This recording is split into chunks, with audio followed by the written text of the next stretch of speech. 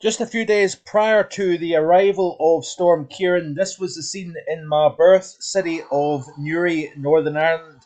The canal waters in the centre of town did burst their banks, of course, and this was the dramatic scenes that was seen across the city centre area of Newry over the last 24 to 48 hours. Dramatic scenes I don't quite remember seeing floodwaters like this. I'm sure there has been times in years gone by where Newry has seen the canal flood. Let me know in the comment section below. Do you happen to live in Newry? Do you happen to live in the area surrounding Newry? And did you ever see flooding in this part of the country as bad as this? During the overnight period, parts of eastern Northern Ireland recorded as much as between 75 and 85 millimetres of rain. There was one spot, I think, that recorded 100 millimetres of rain, and I think Cologne recorded. I heard two sides to it actually. I heard that Cologne actually recorded its wettest 24-hour period on record, but also I heard it was the wettest period for the month of October on record. So, of course, there is so many things going on. Thanks for clicking on to the Wednesday edition of Vogan's European Outlook. Storm Ciaran now rapidly deepening to the southwest of the UK and Ireland. Pressure is falling by the millibars.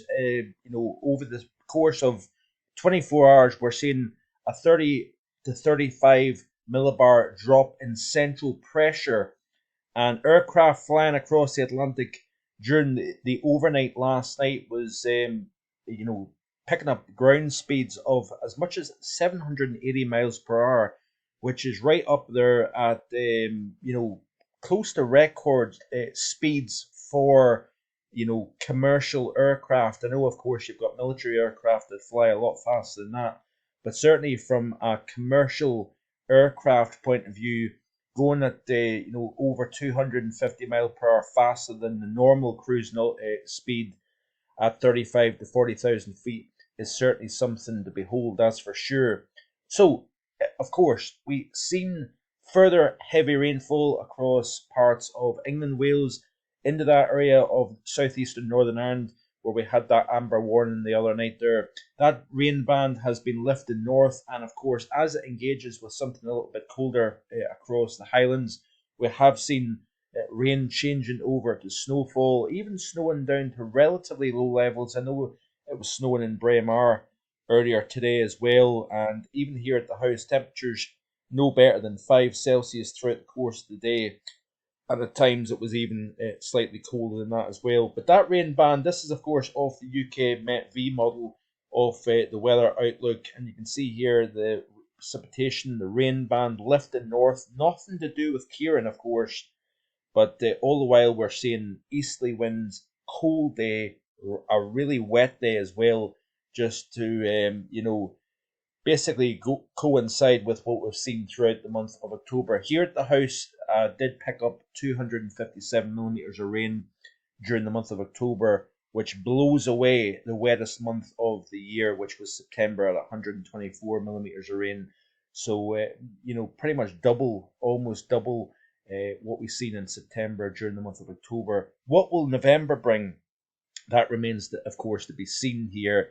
Be sure to check out my November Outlook, which is now available free on markvoganweather.com here. So I'll leave a link in the description below, of course, with regards to that. But you can pan through it. There's a couple of things that I still need to add to it.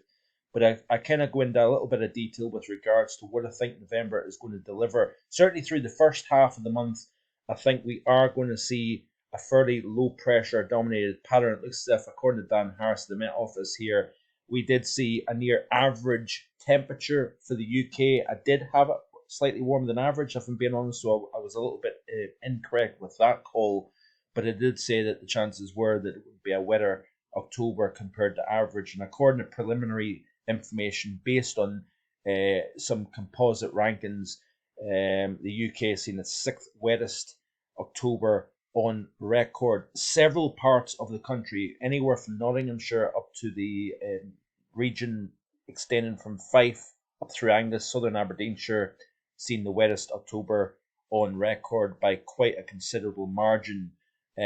Some spots, southwestern Scotland, for example, seen a slightly drier than average October. I do know my friend Jeff has got a long-standing weather station in the Paisley area of West Glasgow. Did see a below average rainfall during the month of October at his particular weather station. But you can see here 31st dullest on record, 6th wettest, and near average temperatures overall. Let me know in the comments section below what you've thought with regards to the October that we've just seen. Let's have a wee quick scroll through the latest tweets before we look at the details of Storm Ciaran. One of the key drivers behind the 200 mile per hour jet stream across the Atlantic, the rapid deepening of Storm Ciaran, is thanks to record-breaking cold that has been driving south over the United States. And as that cold air drives south over North America, possibly aided by the warming taking place over the Siberian stratospheric region, some of that warming pushing some of that cold air cross-polar flow over top of the pole into Canada, into the United States, driving that cold air south. That, of course, is coming up against some warmer over the southeastern United States. That intensifies the jet, and of course we've already been there with regards to the explanation of what takes place. Now, another interesting way of looking at this here is this is the 500 millibar geopotential height anomaly chart. So that's not the 500 millibar chart, but it's the anomaly chart here. And what's quite interesting here is looking at, of course, if you look at the contrast between above and below normal heights, you essentially have the jet stream running in between this. What's notable is the area of high pressure to the north, area of high pressure to the east. As all this air gets driven across the Atlantic, it eventually starts to pile up as it starts to feel that resistance of high pressure over eastern and northeastern Europe here. Essentially, that air has to go somewhere. So what happens is it kind of just essentially piles up, winds up into a deep area of low pressure. The jet then starts to lift north over the North Atlantic. It takes a dive south, and as that dive south, it starts to increase, you start to see the circulation that is Storm Ciaran really winding up. So it's quite interesting if you play through this loop. You can see here the deepening of the circulation here. Notice here that the heights start to rise slightly behind the system itself. And then, of course, all that air gets piled into the base of the trough, and you get rapid cyclogenesis here. But you notice here, as we play through the loop, a secondary feature moves into towards the weekend here. Nowhere near as deep, but nonetheless, more rain, more wind, more issues with regards to travelling. Possible flooding will be a concern. Then, as we continue to play through the loop here, and towards the end of week 1 of November here, you can see here the positive heights over northwestern Russia.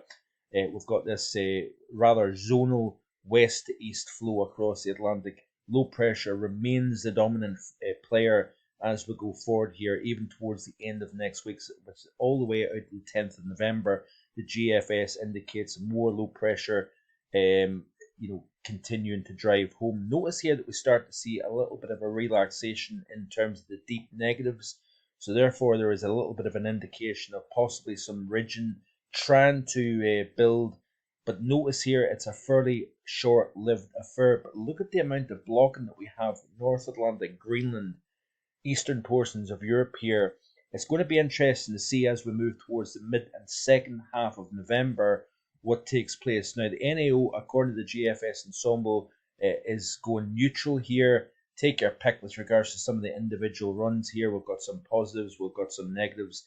But I think what may start to happen is as we move through the second half of November, I wouldn't be surprised if we go back towards the negative NAO signal here. And if you look at what's going on within the stratosphere, certainly that ECMWF continuing to drive home the point of a potential major strat warming taking place towards the early portions of December. So that's something that we need to still take into consideration as we go forward here. But you notice here that we have got the rapid deepening of Storm Ciaran. what is going to happen is we are going to see the centre of that low moving towards the southwest, approaches at 950, 951 millibars. Notice here across is essentially Portland Bill. And what we've got is very heavy wind-driven rain coming in from a southerly direction. So we've got 60, 70 mile an hour winds coming into the south coast from the south. If you notice here, a band of very heavy precipitation on its leading edge to that eastern side to the centre of low pressure. We've got a lot of heavy rainfall wrapping around that eastern flank of the low, the northern flank of the low. We've got some heavy rainfall moving up in through the Pennines, the north of England. That will eventually start to move north. All the while, by the way, clear skies, light winds. We're going to have a frost and a cold night up here across Scotland, by the way. So a bit of a break from the heavy sleety rain that we've had through most of this afternoon up here across the north. Eventually, what happens is the centre of that low moves in somewhere between Portland, and to the west of Portsmouth. Winds are going to then start to ease for a period of time along that central south coast of England, but then we're going to start to see the winds picking up from a north and northwesterly direction. So that southwestern coast of Wales through the north coast of both Devon and Cornwall, Somerset, we could have winds howling out of the northwest, 70, possibly even 80 miles an hour. Now we've got an amber warning issued by the Met Office for both south and southwest Wales, and of course the southwest of England, and right the way along that south coast of England as well. Our good friend Wendy Wilson, I believe, is travelling down to Heathrow and then flying elsewhere. Looks as if at the moment, Wendy, we are going to see some fairly windy conditions through the London area, unfortunately, here. I wouldn't be surprised, mate, if we see 50, 60 mile an hour winds during the afternoon tomorrow, as that centre of low pressure remains to the west of Heathrow and the London area. So we're going to still have strong southerly winds. This is early Thursday morning, of course. And then as we move through the morning tomorrow, look at the centre of low pressure. It's still at 951 millibars. Up through the wash, we're going to have very strong winds on the backside of that low pressure system, and then eventually it moves into the North Sea. Further north, we've got easterly winds, possibly to gale force along the east coast of Scotland. More heavy rainfall to come here, unfortunately, folks. And it looks as if it's going to be a thoroughly miserable afternoon yet again. Like today, it's going to be the same tomorrow, associated with Storm Ciaran here.